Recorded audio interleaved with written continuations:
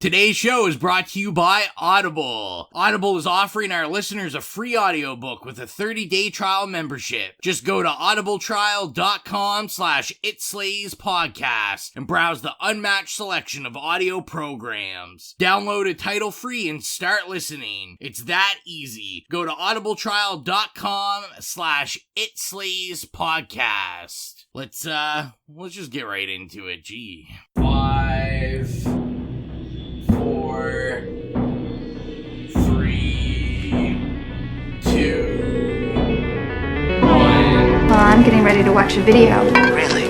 What? Oh, just some scary movie. You like scary movies? Uh-huh. What's your favorite scary movie? These sick fucks, you've seen one too many. Now, Sid, don't you blame the movies. Movies don't create psychos. Movies make psychos more creative.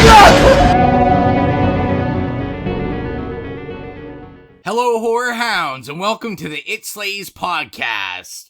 I'm your humble host and moonshine drinker, Rowan. It's Xylia. And the avocado you just bought this morning is already rotten, Mike. And we are back. We're back a little later than expected. When you listen to this, it will be Halloween, so happy Halloween. Say Halloween. That's right. I was going to try to think of something fancy like Mike say, but I only know English. It's a song, Rowan. Oh, yeah. I'm sorry, people. Yeah, so we didn't do Carrie. We explained on Instagram. We apologize. Our cat was sick. And I had issues, too. There was an episode. There was an episode. Our cat was sick, but now we don't think it was actually really sick. We don't know. The long story short, we have no idea what happened. It's okay now, though. She's back to her evil self. She's still possessed, so. Yeah. Great story, bros. We thought she was sick and she's not. Stay tuned till the end of the episode, and I'm sure if you were looking forward to Carrie, you'll be excited for our news. Spoiler. Spoiler alert. And then also apologies, Hocus Pocus was definitely 2 weeks late, and, well, we just told you why we were late on everything, and Rowan procrastinates on all of his schoolwork and basically anything he has to do. There's been a lot going on. And I'm a procrastinator. So. Yeah, it's not a good mixture. Whatever. So you can blame Rowan, everybody. It's not me. Whatever, Brosh. Whatever. Oh my god. The dipstick, the whip. Sorry. Listeners, Xylia has been exploring the land of Tim and Eric, so I feel like we're gonna get a lot of out-of-context, bad Tim and Eric references from her tonight. No, that'll be the only one. And we're all drinking. It's been a long time since we've all been drinking while recording, and, well, we know this never ends good for me when I edit it, so. Would you like to say today's sponsor on our end? Oh, yes. And by sponsor, we mean they're not giving us money, or. They're certainly not actually sponsors. They don't know anything about this podcast. Today's inebriation is brought to you by... And as always, Xylia holds it up as if everyone can see. You guys can. What are we drinking, Xylia? We are drinking Root Beer Moonshine, brought to you by Stillfire Distilleries in Lochiel, Nova Scotia. Woo woo. Mixed with a cream soda, because I found out that's actually how you make birch beer. It's half root beer, half cream soda. So Yes, it's like an to the two people that beer. might actually know what birch beer is. Yeah. Well, what are you drinking, Mike? I am drinking a refreshing Coors Slice, Ooh. which is a Coors that has a hint of orange taste in it. It's not terrible. I'm actually kind of enjoying it. I do like my beer usually a little bit stronger, but I do have to work in the morning or something, so I don't want anything too heavy tonight. That's fair. So, it's been so long since I've asked you guys a question. Yeah, Rowan's choice, as Mike has coined it. Rowan's choice. I really gotta get, like, the bumpers so we have, like, you know, like, Rowan's choice, choice. Well, there you go. You just did it. Yeah, that's right. Or we can harmonize me and Xylia and just do, like, Rowan's choice. We could. I feel like, is it, like, bad of us that we're, like, mocking Sophie's choice? I feel like there's somewhere there's a world this is inappropriate. I live in a world where pretty much everything is inappropriate, so that's fine. We're just gonna have to deal with it. So here we go, and we'll start with Mike. I had to really think about that. Thank God. What's the question? So, since you're listening to this on Halloween, and you know, we're celebrating right now as if it was Halloween, because Halloween is our favorite time, I want to know 3 go-to movies you have to watch in the Halloween season. It's tough because it changes every year. Like, every year. I feel like it's kind of like the music thing. This is obviously ever evolving, but I'm thinking something that maybe when October hits, you find you always seem to watch at least once, or comes in your head like I have to watch that during the Halloween season. I mean, okay, obviously Halloween, partially because, you know, throughout the years it's usually been on TV or cable, or the last couple of years there's been a few times when our local theater has played it, including last year because it was the 40th anniversary, so they replayed it for a week right before the new one came out. So that is definitely one. Usually one of the Nightmare on Elm Streets, like either 2, 3, or 4 generally, or 1, 2, 3, because they're kind of the creepiest. And a lot of times I do the Evil Dead remake, because it's one of my favorite movies ever, and it's one of the only things I've ever watched that actually scared the fucking shit out of me. I like the inclusion of that. Yeah. I feel like that's not one that maybe everyone thinks of, that hopefully people add to their list. Oh, they should. It's, you know, a must-see. So what would you like, Xylia? Would you like to go next, or Yeah, why you're ready? not? You're Yeah. ready. Well, I don't have a third one because I feel like it mostly changes year from year. Okay, one would be Candyman, and the other one, now I believe I may have told this short story. The first time we ever recorded the first introduction episode that got fucked up, and then we had to record again. So I will tell it once more. The other movie would be People Under the Stairs. When Rowan and I were young teenagers, I might have been like 14 or 15, Rowan decided to go and buy us all these Halloween movies to watch on Halloween, and one of them happened to be People Under the Stairs, and I really liked it. And then my birthday is in November, and I came home, yes, because we were at different schools, so I definitely was like turning 14 or 15. I came to his house on my birthday, and I didn't get a present. I know that's kind of like, but like he didn't give me a present. So he's like, oh, just one second. Came out of the room with like wrapping paper he must like found in his parents' room, and it wasn't even like taped or anything. It was just like folded over this thing, and he's like, oh, this is what I got you for your birthday. And it was fucking the copy of People Under the Stairs that he bought us to watch at Halloween. Guilty as charged. Yeah. Oh, It's a good please. movie. You found it endearing. No, I was actually pissed. I was literally pissed. She was not happy, and she still tells that story now. His parents bought me a bunch of like some presents, and his parents remembered him, Rowan didn't. Let's just say that. It is true. I apologize. Everyone's like, accept his apology. I accept it. Yeah. I forgive, but I don't forget. Oh. That was ominous. What about you, when Rowan? you're in the old age home, you got a surprise coming, buddy. That's right. That's Yeah. right. Oh, like always, I ask the questions and then I don't really think about it. And man, this is hard. All right, so number 1, definitely the 90s It. Kind of like with Mike and Evil Dead remake, the original Tim Curry It scares me to this day. I think he's terrifying, and I'll watch it and then I'll literally think about Tim Curry as that fucking Pennywise clown for like a week. And I think the worst thing is because in that movie he's so good at like he just kind of like pops out from furniture and stuff. So especially like when I was younger and I'd watch it during the Halloween season, like I'd go to sleep and I'm like, oh, like he's just gonna like pop out of my doorway or something. And yeah, just like totally Your dooryard. my dooryard. Totally just scare me. Number 2 would be, I don't know if it's cheating, but I would say like any of the like Alien movies. More than likely I'd watch 2, but maybe 1. But 2 is my go-to one because I enjoy that one so much. Sorry, can you round back around me when you're done?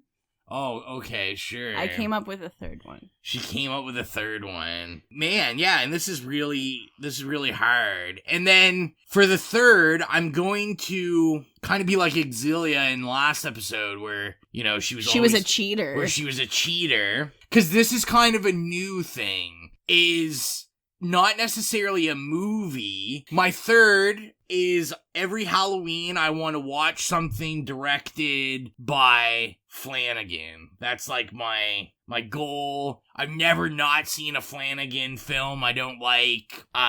Whether that's Gerald's Game or Oculus or like maybe an episode of The Haunting on Hill House. Everything I watch from him I love, and that's my number 3, is anything as long as he directs it. I do want to give a shout out that my ass will be in the seat opening night for Dr. Sleep, because I am pumped for that. Xylia. I don't think it looks that good, but anyways. Okay. Debbie Downer over here. That's me. Just rename me Debbie. Debbie. The third one I would say is Trick or Treat. I feel like I watch that every Halloween. Trick or Treat is a good one also. So I think that covers it. Let's just get into it. The main event. The only movie that could be a bigger... Actually, there is no other bigger cliche movie to watch on Halloween than the masterpiece... Halloween, John Carpenter, the original 1978. Let's get into the trailer, get that out of the way, because I think all of us want to dive into it. Halloween night. A small American town. 15 years ago.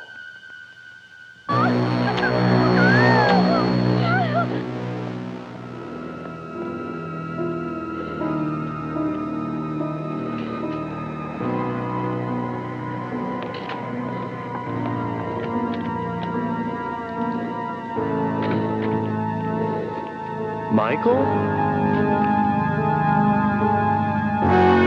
Halloween. I spent 8 years trying to reach him, and then another 7 trying to keep him locked up because I realized that what was living behind that boy's eyes was purely and simply evil.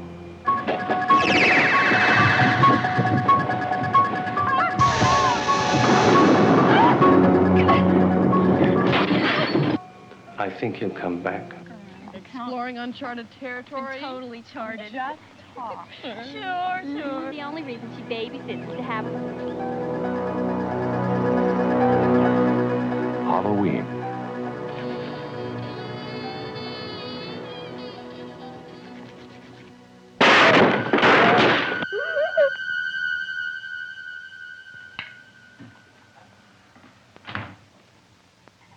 Okay, come on out.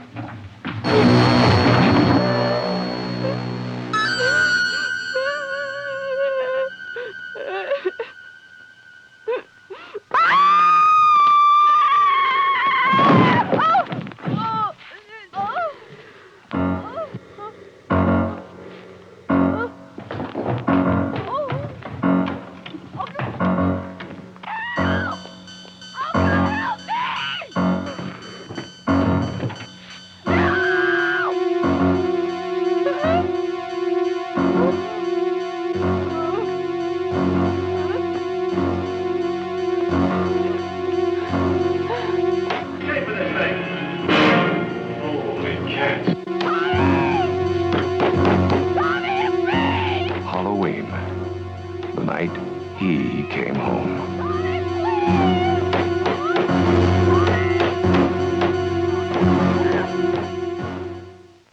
I would just like to also comment that Rowan is wearing a Stephen Rhodes shirt that says Halloween Safety, and it is in fact Halloween. Yes. I feel like we're all really on point with our shirt game today. Mike is rocking a wonderful Nirvana shirt that I've been admiring. Is that for Bleach? It is indeed for Bleach. And actually today there was a lovely article on the BBC about the insane amount of money they got for the cardigan that he wore at Yes. I saw MTV that. Unplugged. They sold a guitar of his too, and the cardigan sold for like way cardigan, more. And it's iconic, and it has never been watched. Such so. an iconic cardigan. Yeah, I cannot tell you how much money I would pay. The cardigan, I believe, sold for $330,000. I think is how much I read. I thought that was the guitar. No, I think the cardigan was like $375 or something. It was almost $400,000. It was something crazy. When I was in grade 8, I had a cardigan that looked so much alike like that, and it had like the elbow patches. You're so cool. You're so hip. I know. Tell them about my shirt, Oh, guys. I like because Xylia pulled up her sweater because she doesn't want to be left out.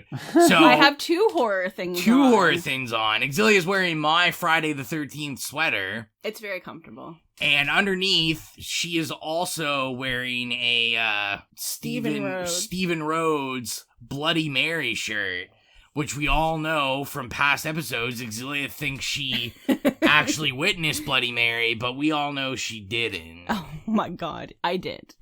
Okay. Anyway. I'm actually the girl in the picture that's conjuring Bloody Mary. Let's get into the bio. You would conjure Bloody Mary and fuck us all over.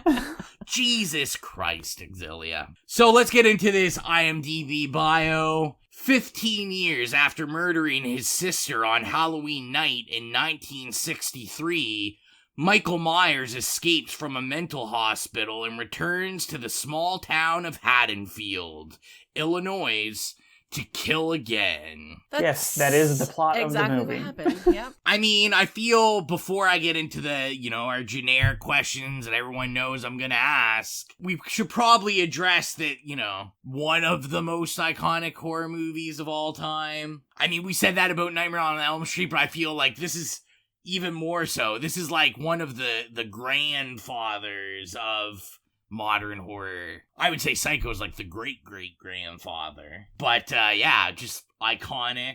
What's everyone's experience with this? Like, your first experience with it, or earliest memory of it? All I can say is I don't even remember the first time I saw it. I watched it, I think, on TV when I was probably like 9 years old or 10 years old, and fell in love with it, and I watched it over and over throughout the years, and it's, part of my DNA at this point. As many a movie. The first time I ever saw it was with you. You showed it to me at some point when we were growing up. I think that may have been the only other time I've seen it. Really? Yeah. Listeners, I hope we're all weeping inside together for Xylia's childhood, because it just makes me sad. Don't they do that every episode? I feel like they do. What childhood?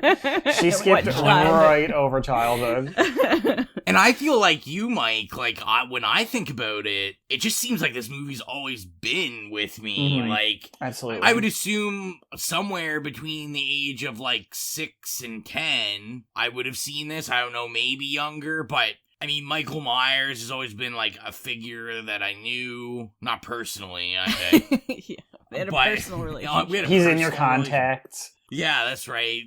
Sometimes he slides in the DMs. Yeah, I grew up with this. I'd say I've seen it at least once a year.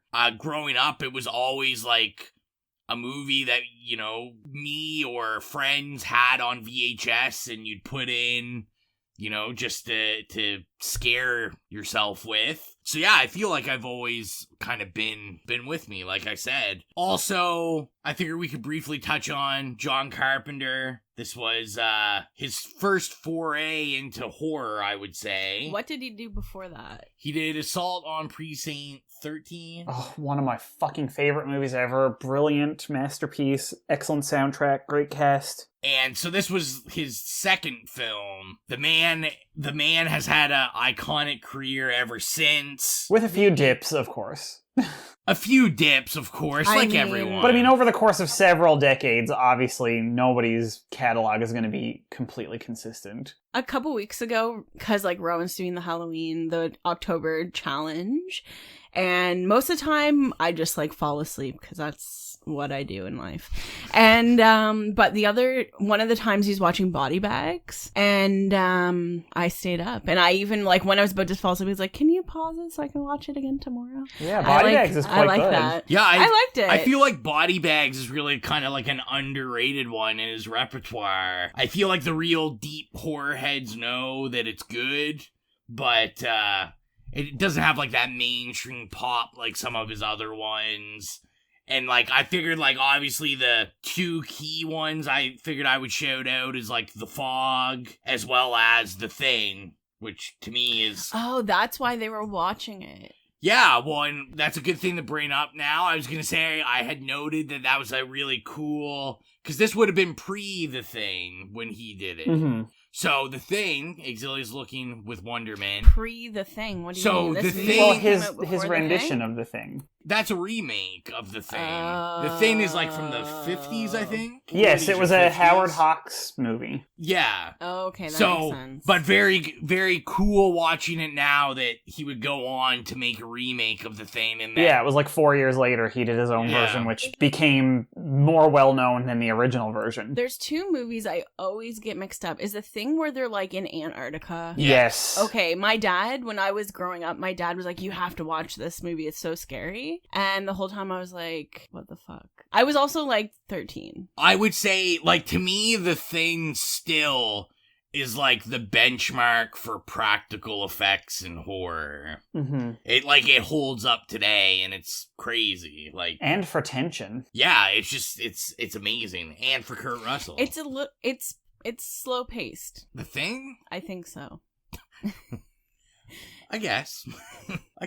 Maybe we'll review it sometime, and Okay. and Maybe we'll I'll have ta- to revisit that one. and we'll talk about it. And then I did want to bring up two cast members in Halloween. We'll leave the big one for last, but PJ Souls. Queen. Yeah, amazing. Xylia's looking with blankness. Sorry, I'm thinking about this other movie we watched earlier. Who's So- PJ Souls? Linda, blonde queen. Oh, okay. And which has a connection to horror as she was Norma in Carrie. Mm-hmm. So And then returned in some Rob Zombie movies. yes. In cameo. Who did she play? Like some mom in Devil's Rejects and something else. Oh, okay. Interesting. And I believe she returned for the 2018 one Halloween, didn't she? I thought she had a role in that. I don't think so, but I could be wrong. It could have been one of those like kind of background like little cameos. Who knows? Blink and you'll miss it. I'll be honest, I haven't seen it yet. I know that's like sacrilege, but I haven't seen it yet. So I'll get there, guys. I'll get there. You've got to save some things. Yeah. Oh wait, yeah, she was apparently in it. Because I think she's also in the one they're making now. I thought I saw the new one. Everybody's coming back. All the people the girl that played Lindsay is coming back. The woman that played the nurse at the beginning is coming back. Oh yeah, Lindsay's the kid, The right?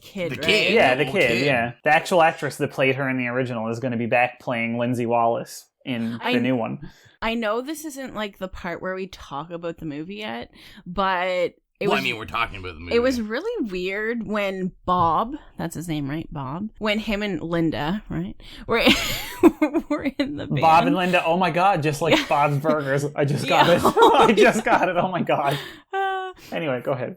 When they were in the van and they were like, "Oh yeah, first I'm gonna take off your clothes, and then I'm gonna take off your clothes, and then I'm gonna take off what's her name, Lindsay? Yeah. Lindsay's clothes." And I looked at Ron, and I was like, "Isn't that the kid?" Like, what the fuck? I feel like they were trying to make him like look like a jokester, but I mean, it was creepy. yeah, it was like a creepy little Yeah, but he was a thing. bad jokester. I think that was the whole point, was that Yeah. he wasn't actually funny, because, he was a real person, and real people sometimes think they're really funny, and they're fucking not. If there was a movie just about Bob, if we got to learn more about him, I feel like he'd be a dick. Just an FYI. Hence the reason why he exists as a piece of cardboard to get stabbed. True. So, other people in this movie, obviously we gotta say, like, R.I.P. Donald Pleasance. Mm-hmm. He was in 1984 from, like, the 50s, 60s. Also was in THX 1138. I couldn't remember him in that, but I guess. Thanks, 1138. Xylia has no idea. I don't know So what this that was stuff it's a George Lucas movie Oh, okay. that I actually really enjoy that movie. Yeah, kind of a cult title. Yeah. I just exist in my own bubble. That's right. But, I mean, Donald Pleasance kind of was definitely brought in because he's, this, like, trained actor, and they wanted, the weight of a quote-unquote real actor. Yeah, he actually had some cred.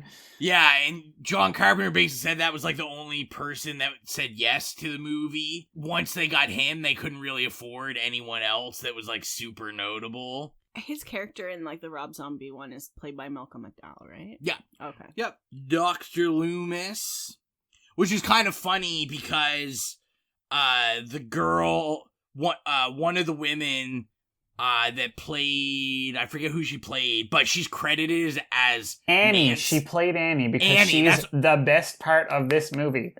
I do love Annie in this. Why is she the best part? Because she's this like fucking sarcastic, saucy teen queen. What's not to love? I just thought it was interesting that she's credited as Nancy Loomis, which isn't her actual name. I didn't see why, but they just gave her that fake last name for some reason, but that's not her actual name. Can we please talk about also why when she went into the laundry room, aka a separate building, the laundry room had a fridge in it? I was obsessed with that building. It's a beer but fridge. It's a full-size fridge. Yeah. I'm thinking about like Mad Men. Like Mad Men, Don Draper's garage had a full-size fridge that you just kept beer in. It really looked like a garage. Yeah, but what would you call it? It's not a guest house. It's not a shed. Laundry room. I don't know. I've never seen somebody have laundry facilities in a separate building on their property. I've always been obsessed I'm not rich, with it. I have like... been obsessed. I love the houses and architecture, obviously, in this movie. And one of the things that I've always been like, ever since I was a child, like completely in love with was that weird. It looked like it was more than just a laundry room. It was kind of like vaguely a garage, but also not. Yeah, there was no car in it, I don't think. No, There's but no like place for a car. No, but it was almost like maybe it was a shed. garage that they repurposed or something. Maybe. Oh, yeah. I think a fun fact too, as we talk about the cast, so Donald Pleasance actually wasn't supposed to play. He was not the first choice for Dr. Loomis. Peter Cushing was. From the Hammer films? I was gonna say, yeah, I think he was in Hammer films. I was gonna say, to me, probably nerd culture-wise, people would know him as Grand Moff Tarkin in Star Wars. Mike looked at me with total disgust at that. When my eyes roll, I can't hide it. Like, you can see my eye rolls from outer space. I'm sorry. And then the only other one I thought was interesting, because I figure obviously who's the next cast member we're going to talk about, but, you know, the queen of Scream Queens, the queen of Final Girls, everything. Jamie Lee. So Jamie Lee she also was not the first choice for Laurie. It was Anne Lockhart, who was in Battlestar Galactica. Oh, interesting. So I feel like John Carpenter was really looking at these like sci-fi movies, pulling people out of the sci-fi world with, you know, THX and Battlestar Galactica. Yeah, but didn't he have an interest in sci-fi like right at the beginning of his career? I feel like he did. Yeah, I feel like he did. And I mean, I would Escape from New York is very like sci-fi. That's absolutely like a sci-fi thriller, yeah. So I mean, The Thing is a sci-fi horror. Definitely inspired by that. And then just going back to Dr. Loomis. Dr. Loomis is actually another nod, as we always love to we love nods in horror movies. So it's a nod to Sam Loomis from Psycho. Of course, yeah. So you gotta respect those that come before you. But yeah, let's talk about it. Jamie Lee Curtis. Well, I mean, and then you get the double Psycho reference in that, you know, she's Janet Lee's daughter. Exactly. Right? Is Janet Lee the woman from Psycho? Yes. Yeah. She's the original girl who got killed surprise at the beginning of the movie. Yeah, okay, that makes sense. The in the shower. shower. Yes, yeah. They kind of look alike. Okay, I can see that. Interesting. And let's just say now, thank God Anne Lockhart didn't get casted. Like, this God. Could anyone do this role other than Jamie? That's the real question. No, it was like, it just set the whole fucking like tone for the rest of her career. Even when she spent like a bajillion years kind of like trying to get away from that and do her own thing, like she still comes back to it, right? Like it's just such a good role. And it's so good and it's so iconic. Like because it's like organic, like it melds, you know what I mean? Like she just is that character, the character is her. Nobody else could ever do it. You know, I mean, like, God love the Rob Zombie versions. That Laurie is not the same Laurie. You know what I mean? Like, it's just, there's this inextricable connection between the actor and the role. And I feel like every slasher since then has, like, tried to recreate this role. Yeah. They want Laurie, Jamie Lee in their movie, no matter who they cast, and I don't know that anyone's ever done it better than her. Well, I mean, yes, because she gets that, like, mixture of being really vulnerable, but yet, when it comes down to it, you know, really, like, resourceful and kind of, like, really, like, has this mental fortitude that allows her to get through it instead of, you know, succumbing. In plain words, she's a fucking badass. I love that she stabbed him in like the neck with a fucking knitting needle. Mm-hmm. That's exactly it. She used her surroundings, the coat but hanger. I think it like kind of I think the knitting needle, like, anyways, I won't get into it. We like get more into the thing. You want to wait till we get more into it? So I did figure, as we talked about Jamie Lee, give a shout out that she did have a pretty good run there of horror at the beginning of her career. The Fog. So she was in The Fog, another John Carpenter film. Terror Train. Underrated. Prom Night. And then, let's bring it forward a little bit. Star of Scream Queens. Oh, fuck. Just paid dust. That was so fucking ahead of its time. It was just like 2 years ahead of when it should have come out. Scream Queens is... I love that show. It was an amazing show. Yeah. And of course the second season was a bit weaker, but like the first season of that show is, in my very, very humble opinion, probably one of the best debut seasons of any TV show in, I'm going to say, like 8 or 9 years. Like, I thought it was hysterical. The cast was spot on and brilliant. The writing was insane. That balance, like, it was, you know, it had a great mystery. It had the horror slasher elements, but it was so satirical. And of course, Jamie and it that show was so good. It was amazing. If you haven't seen it, go watch it. It's like on Netflix. I think it's on Netflix. Yeah. Yeah, it's amazing. Very short-lived. R.I.P. But, you know, and I mean, of course, now every fall when pumpkin spice season rolls around, one of my favorite things to do, and now I think a lot of people's traditions, it's, you know, you go, what horror movies do you watch on Halloween? For me, it's what clip do you like to play as soon as they start serving pumpkin spice lattes at Starbucks and other cafes? And it is Emma Roberts from the first episode of season 1 of Scream Queens fucking chewing this barista out about her, like, half calf, you know, extra hot, whatever, pumpkin spice latte. And she goes on a rant for like a minute and a half, and it is masterful. Like, that woman can deliver a fucking bitchy rant like nobody else. Like, need to watch it. I absolutely love Emma Roberts. Yeah, she's again, and she's also paid dust, but now she's got Ryan Murphy to give her lots of, like, really juicy, you know, cunty roles.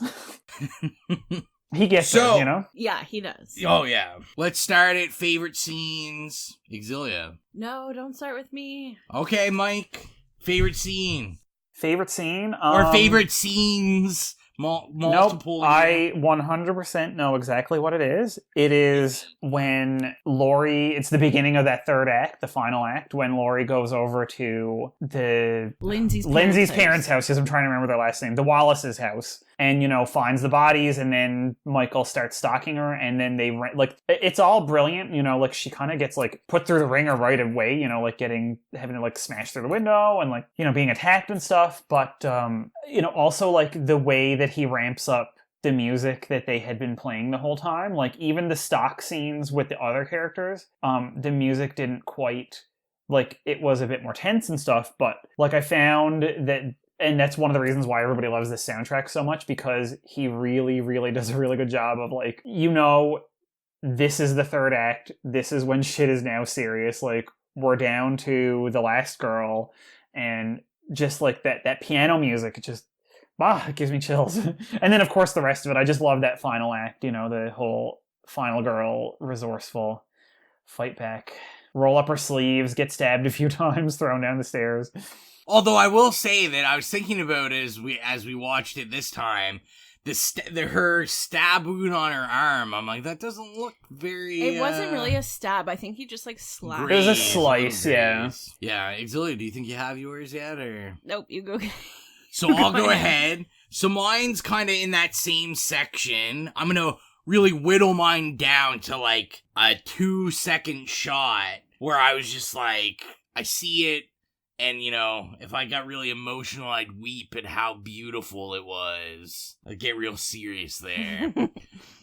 When she goes over to Linda's house, she sees all the dead bodies. Linda's house. You said it was Linda's house. Lindsay's Oh, parents. Lindsay's parents. Lindsay's parents, Yes. sorry. I don't know why I was saying Linda. Goes to Lindsay's parents' house, and she, she's screaming. She backs up out of the room, and she's against the wall where we have the light on her. And then you just see Michael's mask, like, just kind of come out of that pitch dark room. Oh, the lighting in that scene is brilliant. Just enough to see his mask. Oh, that scene is like everything to me, like tone-wise, cinematography-wise, lighting-wise. Like, it's just perfect that, like... He'd give up his family for this scene. I might... He already has. And my cat for this scene. I just think it's beautifully done, and it's like, it looks amazing, and it's really, it really like encompasses like the story where she's like the light of the story, and he's like, the pure darkness that Loomis is talking about, and evil, and he just looks so ominous, and I love that scene. That's my favorite scene of the whole movie. As minute as that might seem to him killing people. And normally I'm the one that loves the scenes where someone's violently murdered, but that is, I love that scene. Xylia. Okay, well, mine's not nearly as, like, profound as that. But my favorite scene is just a random one. Kind of like my favorite scene on Hocus Pocus when I was like, oh, I love when they said Hocus Pocus, and then that's where the title came from. It's basically when Dr. Loomis and a police officer went into like the old house that Michael Myers grew up in, and there was a dead dog there, and and Dr. Loomis was like, he's been feeding. What? Does he not fucking eat food? Does he just eat dogs? Well, I think he just like killed the dog and then ate the meat. I thought it was a weird statement. That's your favorite scene? Yes, because I just thought it was such a weird statement. I told you it wasn't going to be profound. Yeah, but is it like, I feel like they've kind of, made it more of like a metaphorical, like he's feeding on their souls. Like he feeds on people's like fears. Whatever, yeah. I don't know. I just thought that was like random. Everyone is entitled to their opinion. I will not say it if it's good or bad. I mean, it's bad, but I'm also like when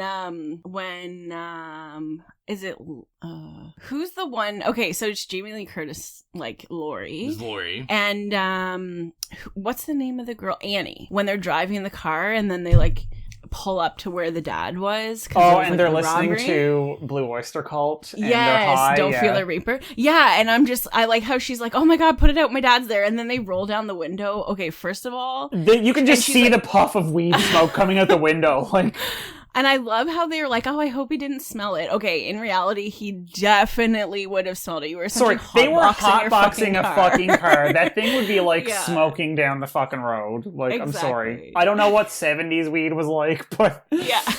I'm just saying. Exactly. It couldn't have been that, like, discreet. No. It couldn't have. Also, the whole time I was trying to like really analyze what they were smoking, and I was like, I feel like it's weed, but it slightly looked like a cigarette. But yeah, but it was probably like something that somebody at school sold them. It was probably just like a fucking bag of oregano or something. Bag of oregano. So it actually probably smelled nice in the car. It probably smelled like, pasta or something. Yeah, really. And he's like, Italian food. What have you girls been cooking? Yeah. That's right. There's going to be spaghetti waiting for me when I get home. It's so hard with this movie because there's like so much to talk about. I figure, like, I also wanted to bring up like, the iconicness of Michael Myers, and this being the introduction. Like, he's credited in this movie not as Michael Myers, but as the Shape. Really? Yes, he's called the Shape in this. Why?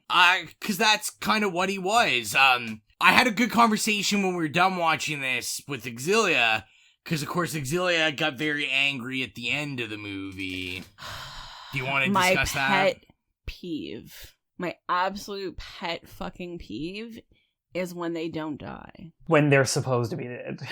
I literally will hate a movie just based on the fact that it has a person and they're supposed to be dead and they won't die. Just kill them already. Okay, but to be fair, this is like really, again, with a lot of things with this movie, this is like the OG version of that. Like, this was really like the first time that a movie ever really did that. I should so you're very, very angry at this movie because this movie started that trend. Okay, fair enough. That's one of my biggest issues with horror or like in any movie. Sometimes I think a story should just be like final. It should just be done. And you know what? I'm not going to disagree with you. Because the biggest thing about that is if they don't die and you know they can't die, then the rest of the movies that come out, whether it be 2 or 8 movies, you know they're not going to fucking die. So it's just like, I'm just like not interested. So I've only ever seen this Halloween movie and the Rob Zombie Halloween. I've never seen like Halloween H2O or like any of those movies because I just like can't get behind something that I know they're not gonna die. H2O was so great. I remember Michelle Williams, Josh Hartnett, like what's not to love? There's a little like it used to be a theater downtown in our town called Paramount Cinemas, and like you could go there and like watch a matinee for $1 and they'd only be playing 2 movies. And I remember seeing like the poster for that outside there. That's like a very like thing that stuck with me as a child for some reason, despite not even seeing it. But yeah, that's my biggest pet peeve because I just feel like it will continue on. It's never ending. And I was telling Xylia that I feel like John Carpenter probably feels that way too because he never but when you look out the window, he's gone. So I think it's interesting when you look into this because I never knew, but John Carpenter has talked about that originally when they made this story, he wanted it to be a haunted house story and not a slasher film. But he said, I do know he explained the ending that he wanted it to be like, let the watcher's imagination run wild. Is he dead? Is he not dead? Is he real? Is he not real? As we saw, because he never really returned in a full directing mode. Like, he didn't want to continue this story. Yeah, I was gonna say, I mean, that could have just been, like, his way of doing an ambiguous ending without realizing that there were going to be, like, 8 or 9 more movies over the next 20 years.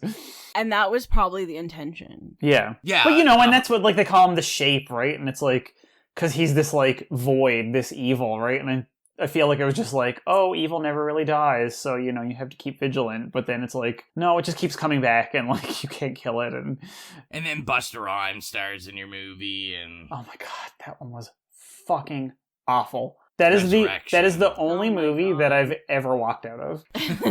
I think I've only seen it once when it like first came out, and I don't remember. And let me say this: I love Busta Rhymes, so it had nothing to do with him. Tyra's in it. Love Tyra. No, that I just couldn't. I could not. I was like, I'm done. I'm walking out of this. This is the second movie in my entire life I walked out of in theaters. I can't remember what the other one was. Some kids movie when I was like 13 years old. But just no. Let's forget that it exists. Let's repress that, purge it from our memories. Sometimes repression is a good thing, and in this case, I think repressing the memory of that is very, very super healthy. So I did want to, link it to some Canadiana that Carpenter has kind of always said that he was influenced by Black Christmas for this film.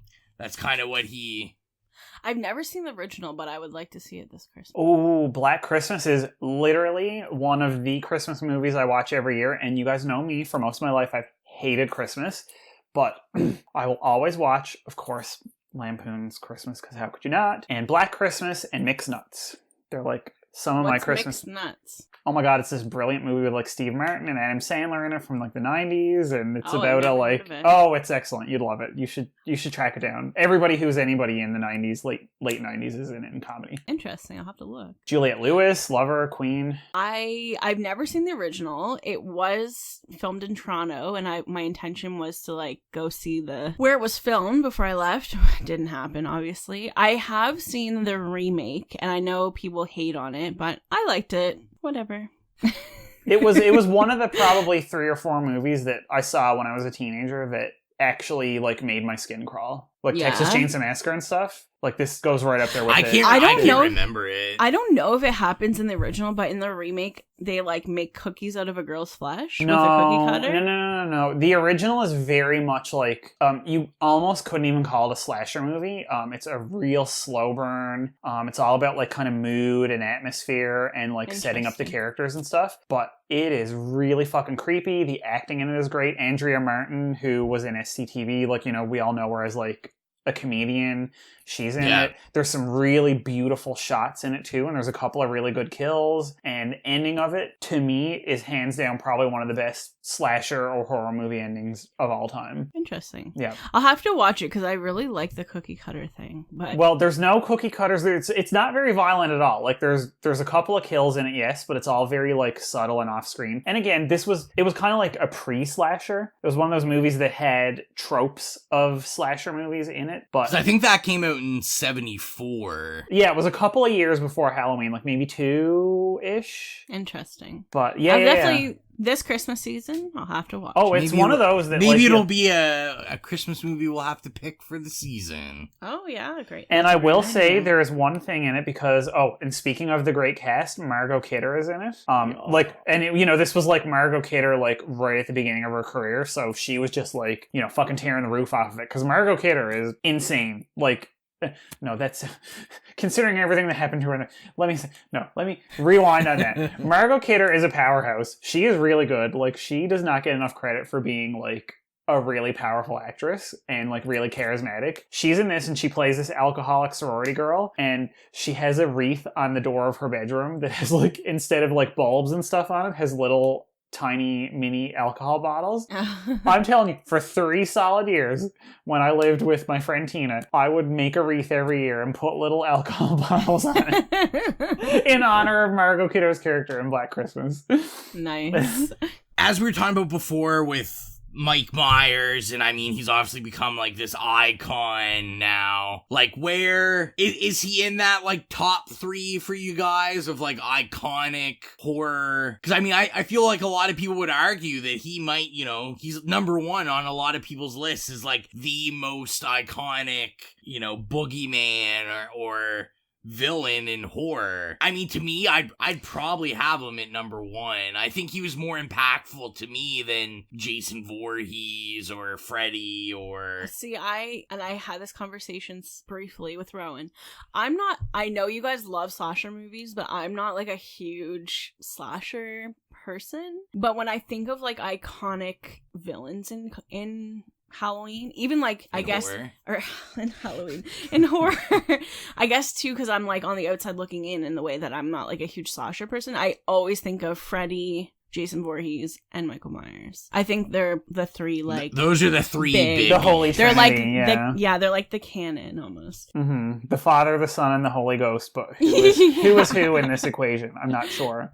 Well, I mean, it's so interesting because, of course, Jason doesn't talk either, but I feel like he became, like, that series obviously went down into, like, self-parody really quickly, whereas Halloween didn't, and Halloween always kept him kind of, like, in the background, which made him stay a bit creepier. And I feel like the fact that he didn't talk or anything and always kept his mask on was another big factor in it. But, again, I don't know why. Jason just seemed to go into self-parody, whereas Michael Myers, they always had a bit more of a story in the Halloween movies, and the characters were, even though there was some cannon fodder in there, it wasn't as bad. It wasn't just like a very obvious like Reaganite, like killing people who are partying and having sex. Like, it was actually, there was a bit of more of meat on the skeleton, so that to me made him a bit more of like the boogeyman, you know. Yeah, and I was whereas say, Jason's like kind of a joke, you know what I mean? I was going to say they did a really they did a really good job of, like you said, like, he's always been looked at as, like, serious when they do the films, and kept him as he's so this mysterious, right? Figure. Yeah. Growing up, because I, like, wasn't a huge slasher movie fan, I always got them mixed up. Like, their names and everything. I just, like, couldn't wrap my head around the fact that there were two people at the same time that had masks that didn't talk that killed people. So we'll be putting a poll up for our viewers of, do we just kick her off the podcast, or do we actually murder her? That's what I'm here for. I'm here for... I don't know. I don't know what I'm here for, but... To be fair, if she was murdered, she would also be off the podcast, so... Yeah, exactly. 2 birds, 1 stone, just saying. One thing I think when I think about this movie that I think's amazing is that, you know, it really set the tone for slashers to come, you know, even in the present. And if you really look at this film, there is almost zero blood or violence showing on screen. There's one scene with major blood. Okay, blood, yeah, but violence, no. Yeah, but I would imply, like, think about, so when... Choking people isn't violent. Well, choking violent, people is apparently. But I'm saying, like, it's not overly... It's not gore. It's not gore, I think, As is what he's saying. As someone who carries a knife around, he resorts to choking people pretty often. But I was gonna say, that's the thing, like, the iconic weapon of Michael Myers, like, you think about, like, Jason having, like, an axe or a machete, Freddy with his glove, and slicing people open, and you think of Michael Myers with his giant kitchen knife, but he only really uses it, like, once or twice. Yeah. You know? Like, the rest of it is, like, you know, choking people. Actually, he does choke a lot. It's, like, some weird kind of, fetish, erotic asphyxiation. I guess what I was alluding to was, yeah, like, it's not really gory at all. Like, it's not hard to censor this for television. No, it isn't.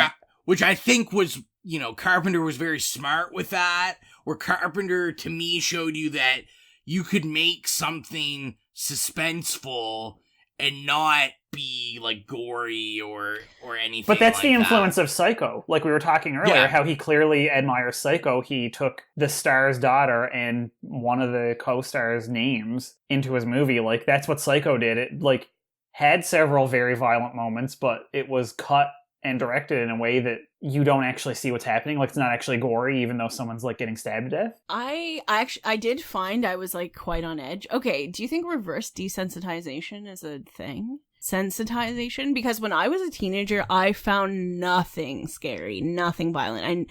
Not at all. As I get older, I'm like, when I watch these movies, I'm like way more on edge than I ever was when I was growing up. Yes, but you have, like, I mean, you go through these years then when you know, like, you get exposed to, like, the actual real violence that real people go through. And That's I mean, especially true. somebody who has a background in, like, sociology like yourself, like, you know, when we're youngsters, when we're 14 and 15 watching these movies, we don't know the fuck anything about, you know, what's happening to people. This is just, like, something that's happening on a TV screen. Whereas, That's true. like, and I do think it's sort of a thing. Like, it's, I don't know, yeah, it is sort of sensitization in terms of, like, you're more aware of abuse and, like, violence and, you know, all that shit. And so, it's, like, looking at it, you can, and I think also part of it is empathy. Like, you put yourself in that position and you feel like I could be the subject of violence. Like, it's just circumstances that's keeping me from not being the person that, you know, gets stabbed out on the street or whatever. Yeah, you know, that's true. So I feel like that is a very good point. Like, you do, get sensitized as you get older, because I guess just you're more empathetic and aware of the world. Yeah. Well, and I was gonna say, I've kind of thought about that as time goes on, because as someone that, like, loves watching shock horror and anything to push my limits, like, even though I still watch it, my limits are I react differently than I would have in my teens, and I think also, like, you know, let's use Halloween as an example. When I'm a kid, I don't think I identify with the scariness that maybe I think of when I'm an adult, where I'm like, oh, I'm in my own apartment. Someone could come into my apartment and I don't know. I could wake up and there could be someone sitting right there. That's literally my biggest fear about owning a home. I don't own a home yet, but when I do, that's actually my biggest fear is like a fucking like home invasion. Oh, listen, walk into the bathroom and turn on the light and there's someone standing behind you in the mirror. Like, it's just, but you take these like slasher tropes, and that's the thing. That's why I think you never lose your love of horror, because when you're a kid, you're like, oh my god, like this is so shocking and novel. But when you're an adult, you still appreciate it even more because you've been in that position, and you're like, you get home or you hear a noise in the night or something, and you're out like, and you turn on the light, and you're like, is there going to be somebody standing behind me? Is somebody going to like strangle me? Right? Like it's actual like worldly terror. Yeah. Well, and like I found my anxiety, I was on edge the whole time. My anxiety, my heart was like elevated, and like when I was growing up, I would never get startled or jump or anything at movies. I was just like, not what happened to me. And I jumped like several times, and I found as we've been doing this podcast, like I jump fairly often. And even there's this one scene where Dr. Loomis it was when him and the cop were in the house, and like this thing comes down and like hits the window. Me and Juicy was sitting on top of me, we both jumped. And Carpenter does like a great job. You know, I usually bring up whenever we talk about the movies, like the pacing of the movie, and like I think this is so well paced. He does a great job setting the characters and the mood, not just of the film, but like the mood of the town and the subdivisions and like the feel, so that I feel like he gets you in this comfortable spot where you're like, oh, this is, you know, the picture perfect American suburb, and you know, there's kids trick-or-treating, and there's laughter, and there's teenagers, and you know, even though as a watcher we know that it's Michael that breaks into the tool store and steals the mask, which if you didn't know, they used a mask of William Shatner for the movie. That's random. Why would they be having that mask at the tool store? I'm not 100% sure. Maybe it's like when you go into Value Village and there's Halloween things. Maybe they were just stocking Halloween stuff because that's like their bread and butter that time of year. Because maybe in the fall people aren't doing home renovations because it's about to be winter. I'm just saying. It's like, more if of a we're general store.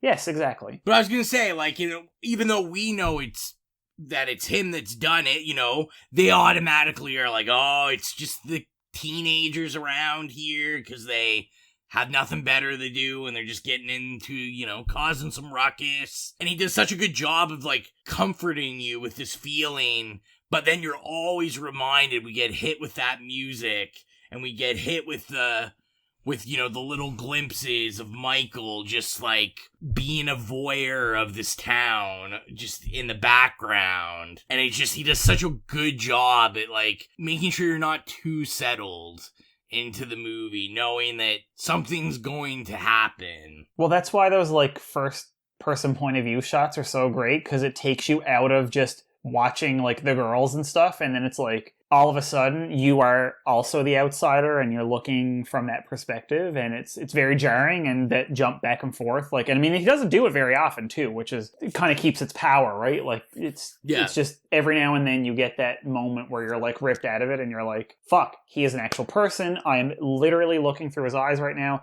Although then sometimes they have that moment where you don't actually know if it's from his perspective, but it gives you that shaky first person anyway.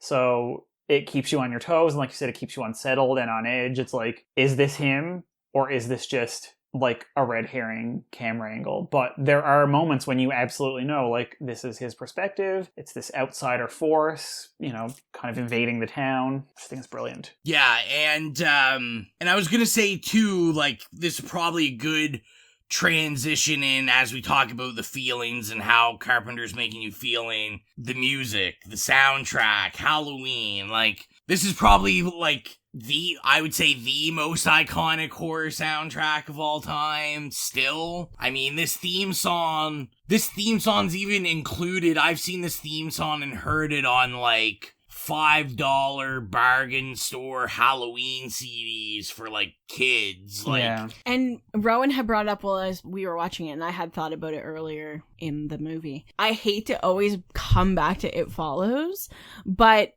you can totally tell. Now, when we did the It Follows episode, we talked about how the characters were like based off of, like, the names were based off of Halloween. Mm-hmm. The music, I think the music for It Follows was like definitely influenced by the music for Halloween. Oh yeah, it's very much a like kind of indie DIY aesthetic. Yeah. Because obviously John Carpenter did do the music, so. And same with the surroundings and like the set and the homes, because we watched like 10 minutes or 5 minutes of this like mini documentary or whatever. And they were saying, I think it was filmed in California. Yeah. But it was like meant to look like the Midwest. Like Yes, the homes and everything. Illinois, yeah. And when we went to the suburbs of Detroit and went to the subdivision that this house from It Follows was filmed at, like, that was the vibe of that subdivision as well, like the one that It Follows was from. So I think there's definitely influence on that movie for sure from Halloween. Yeah. Cinematic parallels for sure. To me, if you're any horror movie that's doing like sort of that synth soundtrack, like, you're more than likely they're inspired by some sort of John Carpenter music. Mm-hmm. Well, I mean, several of his soundtracks, like, you know, this one, Assault on Precinct 13 was also, and Assault on Precinct 13 was even more synth-based, which was really cool. And, you know, Escape from New York, like, those are like the holy trinity of, and The Thing even, I mean, those are, like, you see their footprints kind of all over a lot of the rip-off movies, or not rip-off, sorry, that sounds judgy, but you know what I mean? Like, a lot of the kind of inspired by family of movies, but then at this, like, in the contemporary era, but also now in terms of, like, referencing vintage stuff, like, you see their fingerprints all over. Mm-hmm. Because, again, it was very DIY. It's not like, you know, he paid this like insane rock band to come in and do a score. Like, it's very much like something he did himself. So it's doable. It's recreatable, that whole vibe. Yeah, for which is what's so interesting, because it's so spare, right? It's like something you can do in your downtime, like while you're editing or whatever. Yeah, no, the soundtrack's amazing. Now, you know, I'm gonna be sacrilegious and say I do prefer Halloween 2's theme song over this one. I'm sorry. Now I'm the Xylia. I'm the one people will riot over. Girl. I like it. Yeah, I don't know why, but the second one I like so much more. Do we want to get into, is it scary? Sure. Are we ready to get into that? We're ready. We're born ready. All right. Let's start with Xylia. Like I was saying, the whole movie pretty much, I could feel my heart rate increased. I was on edge. So I would say, it could be scary. You think? There you go. I'm surprised. Usually Xylia is not a scary person. No, she's not a believer. Yeah. But I thought it definitely had the potential to be scary. And people know it's going down when you hear that cream soda pouring into that glass. Yeah. Like I said, one glass, and I'm telling the listeners right now, that cream soda is brown because she sure did not put hardly any mix in Also, it. at the beginning of the podcast, that's not true. I could see on Skype their full cream soda bottle, and it is now empty. In the background. I'm sorry. I'm not trying to call you out. I'm not trying to call you out. She hasn't I'll even. put the little bit. She's currently hiding the bottles. She hasn't even given me a second glass. She's hiding the bottles. She's putting the bottles behind a plant. I was like, put it behind the plant. She's like Nancy's alcoholic mother, just like going into the pantry and hiding her empty bottles behind a stack of towels. I said that today. I said you look like Nightmare on Elm Street because you have it like hidden with the plants. She's passed out on the couch going, locked. It's because I have a mushroom holder that I put it in. Sure. You make me sound, I'm a very professional person. We just have to, to troll you. We have to give you shit. That's right. So Mike, do you think it's scary? I think it's scary, yes, but more so than scary, I think, and again, we've mentioned this several times, because of, well, I mean, he's obviously like an insane talent, especially at this point in his career. This was like kind of his early energetic like peak. But I feel like because of the Hitchcock influence, it was a masterclass in tension. So, like, it has its scare moments, but more than anything, the whole movie is an exercise in tension. And I think that is almost better than being scary, because the whole movie, like X said, you know, you're on edge, right? And it's, and you know, those shots, you know, with the darkness, and you know he's going to come up behind her, but like, just the way he frames everything about it is just, it's very tense, and I think it's brilliant, and you could teach it in film school. Yeah, no, and I was trying to think how I was going to say I found it scary, and you hit the nail on the head, is that Carpenter does an amazing job making the entire movie tenseful, making it tense. And then giving you those little scares that give you that jump. And, you know, when you're watching it with friends or by yourself, that, you know, make the horror movie just like, oh yeah, everyone loves the jump scares, but it creates that tension throughout it. I really, really think he does an awesome job. It still holds up today. I think it is a scary, tenseful film. Tenseful. I keep saying tenseful. I love that you're making up words. Yeah, so obviously I must also be drinking as well. Okay. So, yeah. Do we agree we can get into rating it? Absolutely. Okay, so we will get into rating it, but first we're gonna quickly talk about Spotify. So yeah, we just wanted to let you guys know about Spotify, our It Slays podcast horrific playlist that we have up there, because it is the Halloween season. In fact, you're listening to this episode on Halloween, so you might need some music for Halloween night. Hopefully you only want 10 songs. We got to put more up, and we want people to suggest them. Make some recommendations. What should be on our horrific playlist? It will be a living playlist. Yeah, exactly. So go to Spotify and follow it, check it out, and do it up, fella. All right, so let's get into rating this. Mike, we'll start with you. Oh, slay! Capital S, capital L, capital A, capital Y! Exclamation point.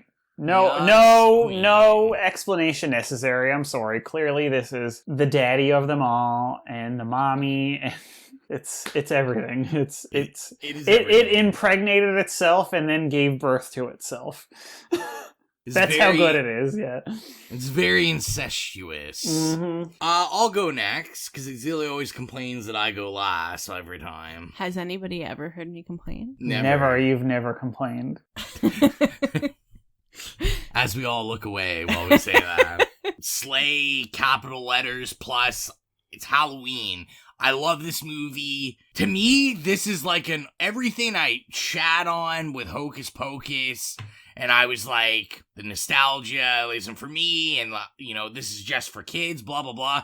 To me, this is a movie for the whole family. Like, this is an awesome horror movie to, like, introduce your kids in, because it's scary, but it's not overly gory, and, like Mike said, there's no words needed. It's Halloween, it's Michael Myers. Like it or die. Mm-hmm. Well, okay.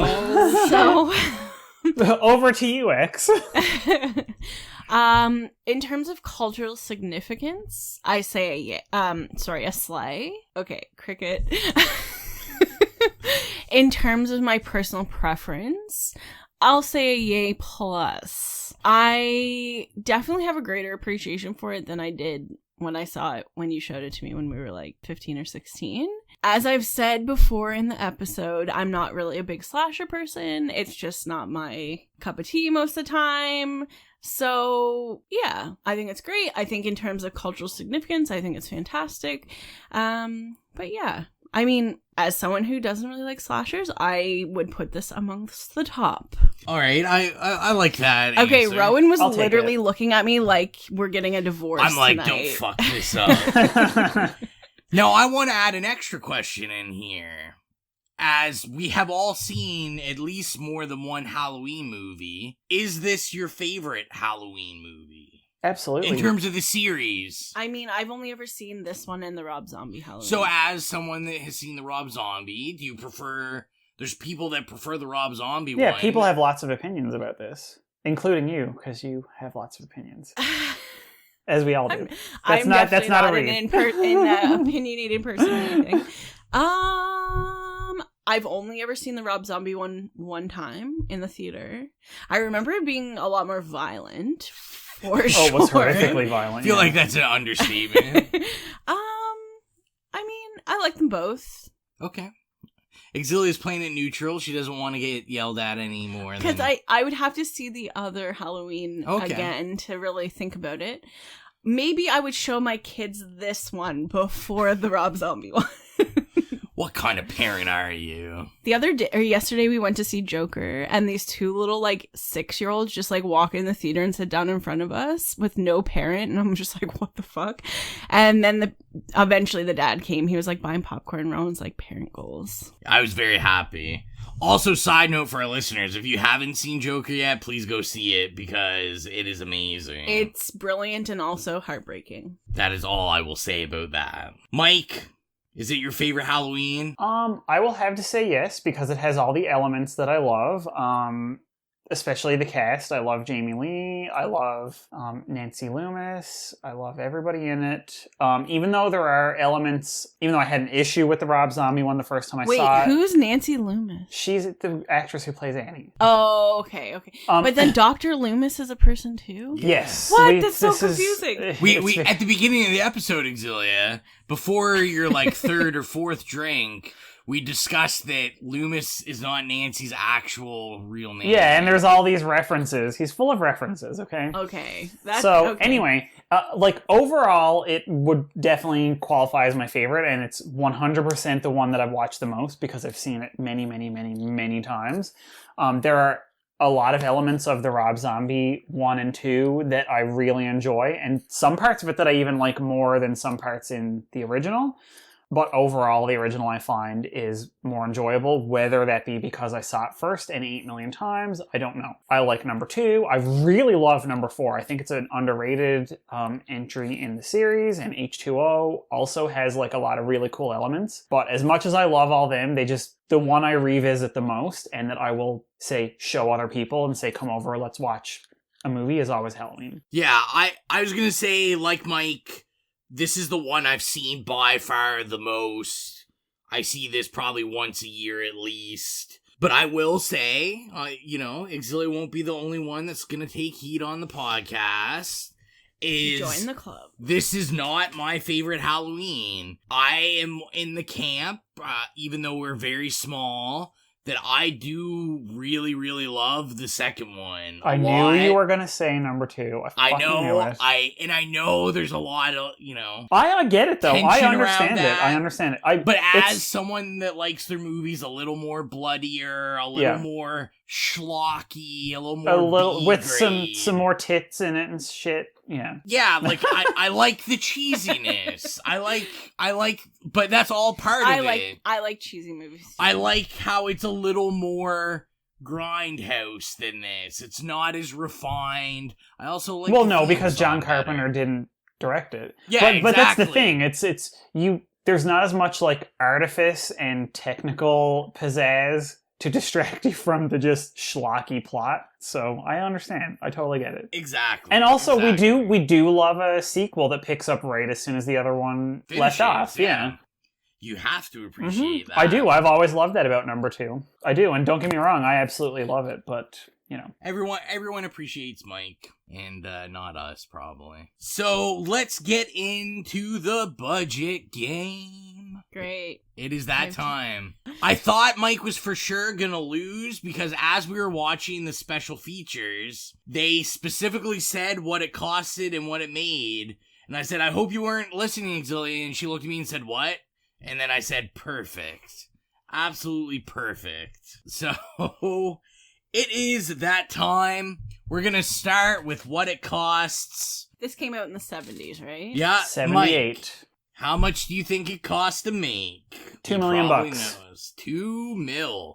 I will say 3.8. 3.8. That's really specific. $3.82 million. Well, Xylia, I got exciting news for you. What? You're not correct. Mike is the closest. Ooh, boom. Price is Right wins again. See, this is what happens. Cost $325,000. Oh wow! to make. Even I was That's way super low off. budget. Yeah. Oh, you were. So, Assault on Precinct 13 actually cost him $300,000. So he got a $25,000 increase. The producer picked John Carpenter specifically for how well that movie did on that budget and how good he was. Yeah. So he knew it was going to be smaller budget. And then said, this is the director I want because he can work with a small budget. Some fun little facts we didn't talk about in the other portion. The original script, it wasn't called Halloween. It was called The Babysitter Murders. And Murders or movie? Murders. Oh, okay. Because you were starting to say movie, and he was saying murders. Well, I meant for us both to say murders at the exact same time. We sort of did. But a fun fact with that budget, so Carpenter actually only took $10,000 for himself. That's how much he charged to write, direct, produce, do the score, record the score. Jeez, Buddy was making less than minimum wage. But he did that because he had such faith in his skills. He said, I want 10% of the profits that Halloween makes. Nice. So I am sure Good for that him. was... Get that coin, bitch. That's right. I'm sure they went back to the table after the release and he was like, I'm sure his lawyers worked something out for a piece of every bit of Halloween action. So let's talk about what it made. Mike, what do you think it made? Theatrically at the time, contemporary, $10 million. Xylia. My guess is fairly close, and I was going to say $11.2 million. Geez, she's going for the specific She's numbers. very, very much like, she's like Magic 8-balling these numbers. Should I say 11.3? So, Xylia will be the closest. Nice. So, this made $47 million. Oh, okay, good for you, John Carpenter. You get that fucking coin. So, that is why I didn't look it up. I should have looked it up, but this has got to be in, like, the top 5 most sequels for a horror franchise by now, like movies in it, I would think, especially with the other one about to come out next year. But and then another one after that. Exactly. Yeah. It made a ton of money. It spawned many sequels. Many imitators. And I mean, they have all been successful, if not theatrically. They've all been really successful in the home video market. So yeah, that is the budget game. Thanks for playing, guys. We'll see you next time. Thanks. So I did want to give some Patreon shoutouts. Woo! Yes. But before we get into the Patreon shoutouts, let's just talk about our Patreon for a second. Let's. So we just want to let you guys know that you can become a horror hound with all the other great Patreons like Ashton, Cecily, Jen, CJ, Colton. I always say CJ because all the social media is CJ. But you could join them in being a horror hound on the It Slays podcast Patreon at patreon.com/itslayspodcast. You can give anywhere from $1 to I think $30 is the highest. There's cool stuff such as t-shirts, cards, thank you cards. Xylia's still working on one. I'm still working on it. And a bunch of cool stuff, shoutouts, like we just did. But we also want to let you know that we're adding something new for our Patreons. And that is, we're going to be giving our Patreons access to exclusive episodes every month. You will get an episode, mini episodes. Who knows, though? We get enough Moonshine and Xylia, they might be 4 hours long. But yes, it could be you'll get the full uncut glory. That's right. And it could be anywhere from top 5 lists to comparisons to Mike and Xylia talking about architecture. I was going to say, it could be an audio essay about architecture or sociological implications. Exactly. So, if you join the Patreon, you will get exclusive access to those episodes. Those episodes will not be released publicly. Those only are for our Patreons to show our thank you for financially supporting us. Yes, thank you. And allowing us to keep on keeping on. So we did want to announce our next review. And since things got jumbled up with, pet crisis and Rowan's procrastination, it's so serious I'm talking in the third person now. He's trying to distance himself. That's right. From his own behavior. We are going to do one of Mike's favorites, and that is Carrie. We are going to do it for you guys. So my pick is Carrie. That will come out That's in 2 weeks. A pick from all of us. A pick It from is. all It's of a pick us. from all of us. Yeah. It was my original. A salute to all of us. And I think that's everything. Now, before we wrap it up, I do want to remind everyone to follow us on our social media. So Twitter, Facebook, Tumblr, Instagram, It Slays Podcast. All you have to do is look that up. We're active on all of it. Send us a message. I love to hear, movies you want us to pick or review. We can't guarantee you we're going to pick them unless you are a Patreon and you get to pick a movie. But we do love the suggestions because sometimes your guys' brains are working on our level, and that's exactly what we want to review. So just make sure to follow us on all the social media and say hello, and we'll say hello back. Is there anything else you guys would like to talk about? I don't think so. I just want to throw out that because it's Halloween, last night I used a Pennywise the Clown bath bomb in my bath, and it looked like somebody was trying to melt down a dead body in acid in my bathtub, and it was lovely, and it smelled like fruit, so Was it from Lush or something? No, it was not from Lush. It was a local person. It was a gift from a friend of mine, and somebody locally made it, and it was really nice and very kind of creepy.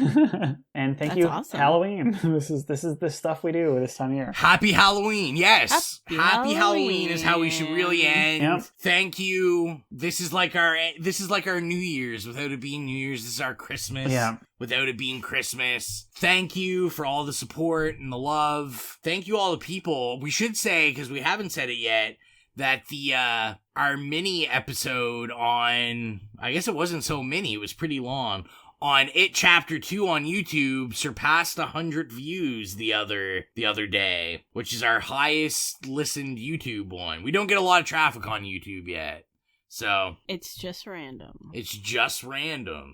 So hopefully some of you are joining us from YouTube. Hello, and hopefully you're here to stay. So I think that's everything as Don't always. you mean here to slay? Oh! How dare you? How dare